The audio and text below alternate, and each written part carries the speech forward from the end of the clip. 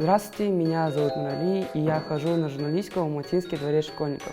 На камеру нас снимает Батырлан, который вместе со мной ходит на журналистику. А с Батырланом мы решили запустить проект «Дворец талантов».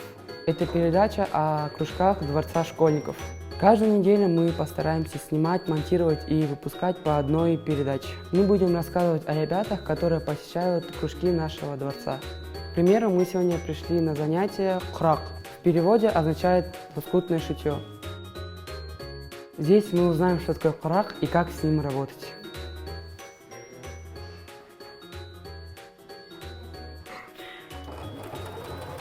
Всем привет, меня зовут Адель, мне 7 лет, я хожу сюда 3 месяца. Недавно я перед Новым годом сделала вот такие елочки, вот такие. Мы с учителем отправили вот эти елочки на международного конкурса, и там я получила диплом. Мне нравится сюда ходить, потому что здесь очень интересно. Я люблю шить. Сейчас я делаю органайзер для ручек. Вот.